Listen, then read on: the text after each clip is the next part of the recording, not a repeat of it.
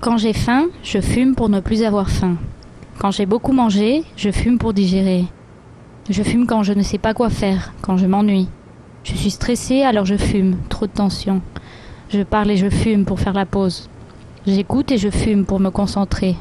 Je te déteste, je fume pour te détester encore plus. Je t'aime, je fume pour me souvenir de toi. J'attends, je fume pour que le temps passe plus vite.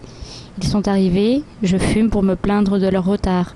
Je pense, je fume pour penser intellectuellement. Je me repose, je fume pour me reposer profondément. Je bois de l'alcool, je fume, il m'est impossible de faire autrement. Je ne bois pas d'alcool, je fume aussi parce que je ne sais pas quoi faire. Je suis seule, je fume pour me sentir accompagnée. Je suis accompagnée, je fume pour partager quelque chose. J'ai froid, je fume pour avoir chaud. J'ai chaud et je fume parce que j'ai envie de fumer.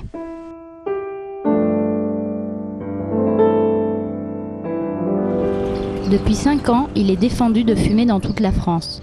La dernière cigarette s'est éteinte le 14 juillet 2008 sous l'Arc de Triomphe pendant une fête infâme qui cherchait à refléter la chute de la tyrannie de la nicotine. Quel était le sens de tout ce cirque ?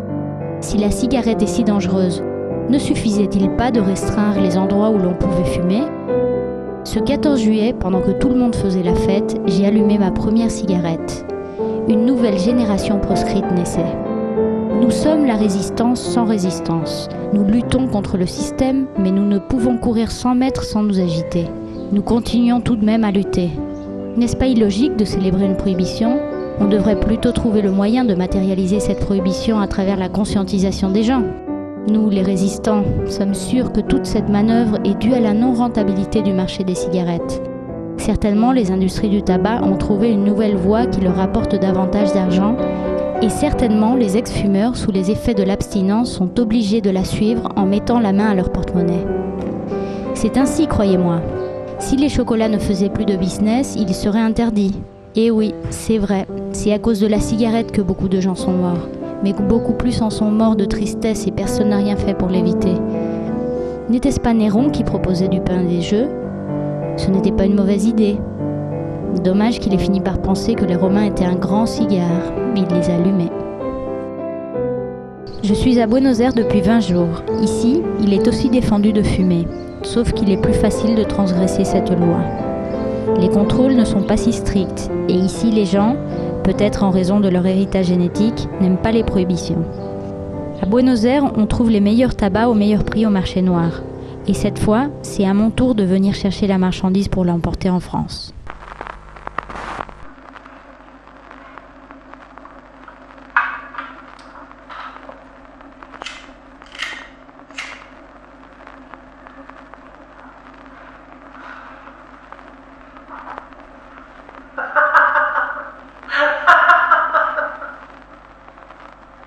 Cariño, yo me volví puta buscando pasos.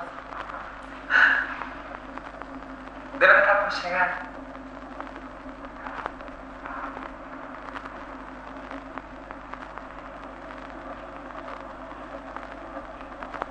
Si quieres quedarte y vemos.